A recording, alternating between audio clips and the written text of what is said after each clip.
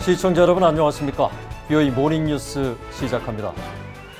역대 한국 정부가 북한에 빌려주고 돌려받지 못한 차관 규모가 1조 원, 미화로 9억 달러가 넘지만 북한 정권은 한국의 거듭된 상환 요청에 일절 응하지 않고 있는 것으로 나타났습니다. 남북관계의 특수성을 감안하더라도 북한에 대한 보다 분명한 요구가 있어야 한다는 지적이 나오고 있습니다. 조상진 기자가 보도합니다. 한국이 북한에 제공한 차관은 김대중 정부 시절인 지난 2000년부터 노무현 정부 시기인 2008년까지 약 1조 700억 원, 미화로 약 9억 3,300만 달러 규모인 것으로 나타났습니다. 한국통일부가 13일 국회 외교통일위원회 소속 국민의힘 조태용 의원에게 제출한 자료에 따르면 대북 식량 차관이 7억 2천만 달러로 가장 많았고 철도와 도로 연결자재 장비 차관이 1억 3,290만 달러, 경공업 원자재 차관이 8천만 달러로 그 뒤를 이었습니다. 북한은 이 가운데 경공업 원자재 차관에 대해서만 지난 2007년과 2008년 두 차례에 걸쳐 240만 달러, 약 27억 5천만 원 규모의 아연괴로 일부 현물 상환하는 데 그쳤습니다. 따라서 아직 상환 기한이 되지 않은 자재 장비 차관을 제외한다 하더라도 북한이 당장 한국에 갚아야 할 상환액은 원금만 약 7억 9,800만 달러, 한국 돈 9천억 원이 넘습니다.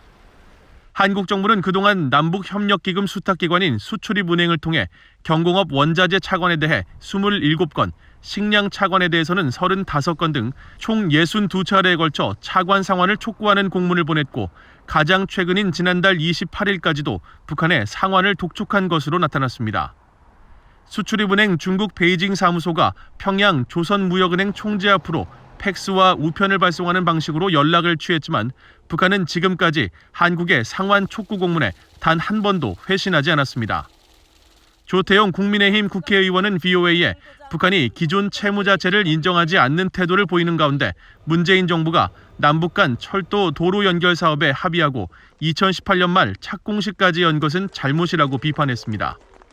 그러면서 북한의 경제난을 감안하더라도 수출입은행 차원이 아닌 통일부 차원에서 이에 대한 문제 제기를 해야 한다고 지적했습니다. 아무리 남북간이지만 북한이 답을 안 하고 있잖아요. 그 존재 자체 인정 안 하고 있는데 그건 안 됩니다. 그거는 받아들일 수 없고 부채의 존재를 인정하고 두 번째는 당장 갚을 수가 없으면 리스케줄링을 해서라도 갚는 계획을 만들어 조금씩이라도 받아야 됩니다.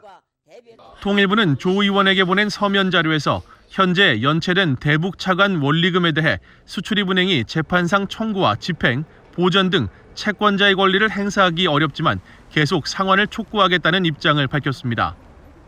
한국 내 전문가들은 남북관계 특수성을 고려하더라도 북한이 무기 개발에 돈을 투자하면서 차관을 갚지 않는 것에 대해 한국 국민들이 납득하기 어려울 것이라고 지적했습니다. 이번 열병식을 보면 전략무기, 신형 ICBM, SLBM뿐만이 아니라 탱크, 자주포 장갑차, 그다음에 방사포, 개인 장구류까지 상당히 많은 돈을 북한군 현대화에 썼거든요. 그렇기 때문에 한국 정부의 처관에 대해서 응답하지 않는 것도 사실은 모순된 상황이라고 볼 수 있죠. 민간 연구기관인 아산정책연구원 고명현 박사도 한국 정부의 바람처럼 향후 남북 경협 분위기가 만들어진다고 하더라도 악성 채무자에게 또 돈을 빌려주는 게 말이 되느냐는 비판이 한국 내에서 또 나올 것이라고 지적했습니다. BOA 뉴스 조상진입니다.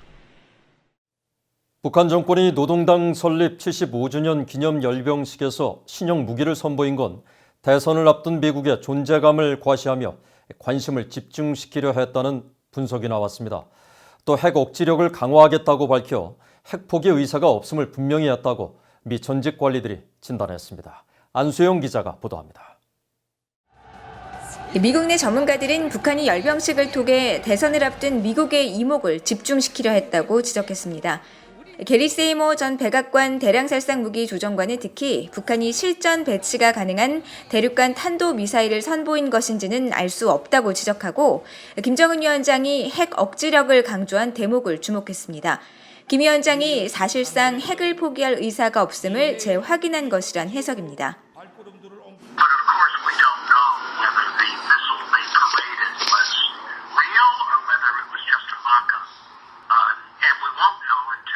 But I think the main message is that North Korea, continues to strengthen its nuclear 에반스 리비어 전 국무부 동아태 수석 부차관보 역시 김 위원장 발언에 주목했습니다. 북한이 핵 능력 강화 의지를 분명히 한 것은 새롭지 않지만 김 위원장이 연설을 통해 이를 직접 밝혔다는 점에서 억지력을 포기하지 않겠다는 뜻을 밝히고 핵 역량 강화를 분명히 했다면서 사실상 북한은 핵을 포기하지 않겠다는 뜻을 밝힌 것으로 분석했습니다. 크리스토퍼 힐 전 국무부 동아태 차관보는 이번 열병식이 내부 결집에 큰 의미가 있다고 지적했습니다. 심각한 경제난 등 3중고를 겪고 있는 북한이 무기들을 선보이고 성과를 자랑하면서 어려움 극복 등 대내 결속을 다졌다는 겁니다.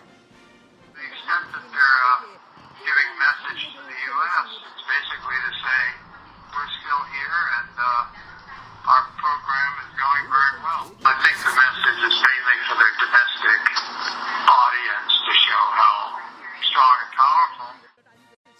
해리 카지아니스 미국 국가이익센터 국방연구소장은 북한이 새로운 무기를 대거 공개한 것은 앞으로 있을 협상에서 자신들의 조건을 수용하지 않으면 더 개발된 핵무기와 ICBM을 보게 될 것이라는 대미 메시지가 있었던 것으로 분석했습니다. 조셉 디트라니 전 육자회담 미국 측 차석 대표는 이번 북한의 신형 무기 공개는 놀라운 일이 아니라고 지적했습니다. 북한이 핵과 미사일 역량을 늘리고 있다는 것은 이미 알려져 있다는 겁니다. 디트라니 전 차석 대표는 그러면서 북한이 군사력이 외부 공격에 대한 자위력이라는 점을 강조한 것은 향후 협상에 대한 여지를 보낸 메시지일 수 있다면서 북한은 이번 열병식을 통해 강원 양면 전략을 펼쳤다고 분석했습니다. BOA 뉴스 안소영입니다. 북한이 노동당 설립 75주년 기념 열병식에서 신형 대륙간 탄도미사일 ICBM을 공개한 데 대해 일본 고위관리가 새롭게 직면한 위협으로 여기고 있다고 밝혔습니다. 기시노부오 일본 방위상은 13일 기자회견에서 북한 정권이 공격 창구 다양화 노력을 지속하고 공격 능력 강화를 꾸준히 추진하고 있다며 북한의 미사일 개발 저지를 위해 국제사회와 협력을 더욱 강화하고 유엔 안보리 대북제재 결의를 준수해 나갈 것이라고 강조했습니다. 또 일본 방위성은 대북제재를 회피해 일본 인근 해상에서 불법 한적을 일삼는 북한 당국의 행위를 감시하기 위해 캐나다 해군과 이달 중순부터 관련 활동을 시작했다고 발표했습니다. 앞서 일본 정부 대변인인 가토 가츠노부 관방장관도 북한의 신형 무기 공개와 관련해 새 미사일 중엔 기존 장비로는 대응이 어렵다는 지적도 있는 것으로 알고 있다며 일본 정부는 점점 다양해지고 복잡해지는 북한의 위협에 대처할 종합 미사일 방어 능력 강화를 위해 확실한 행동을 보일 것이라고 강조했습니다. 북한 정권이 미사일 등 각종 무기를 밀거래하고 해외 무기공장 건설 계약 등을 맺으면서 여러 제재를 위반하고 있다고 폭로한 다큐멘터리가 공개되었습니다. 덴마크와 영국, 스웨덴의 공영방송에서 이 다큐멘터리가 방영됐는데 덴마크와 스웨덴 정부는 북한 정권의 제재 회피 행태에 대해 유엔과 유럽연합에 문제를 제기할 것이라고 밝혔습니다. 함지아 기자입니다.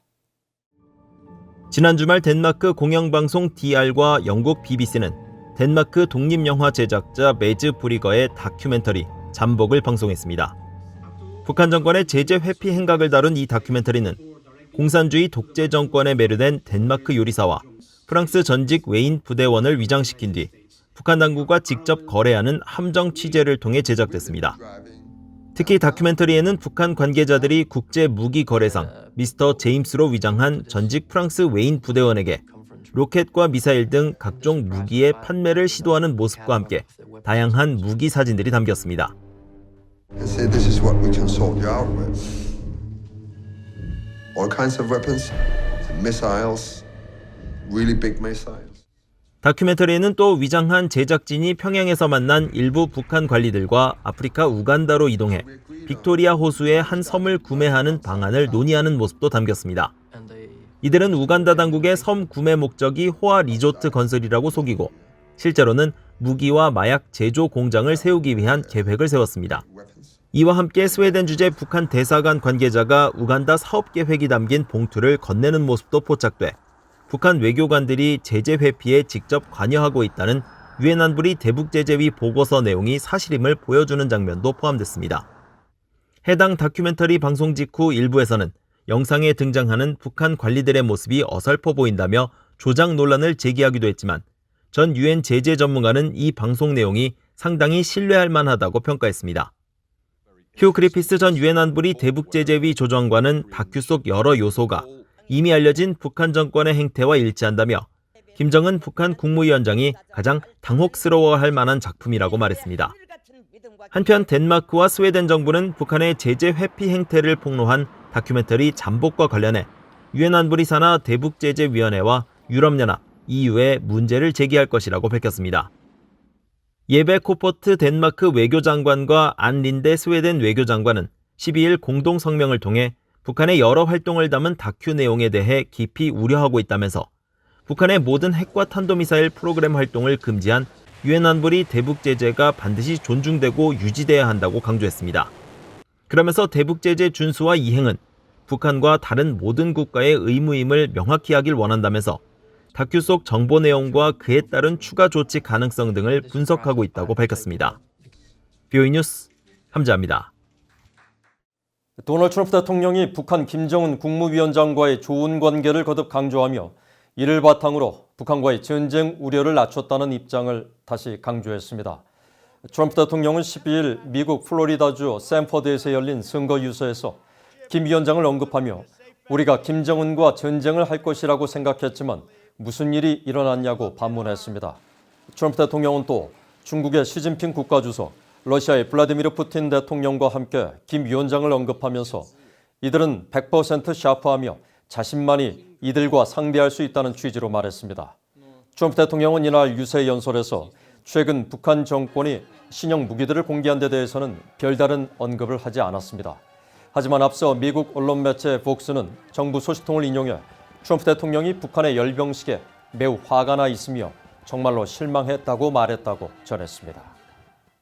한국 국회 야당인 국민의힘이 북한 인권과 탈북민, 납북자를 위한 상설위원회를 발족하고 북한 인권 개선과 한국 내 인식 개선을 위한 공식 활동을 시작했습니다.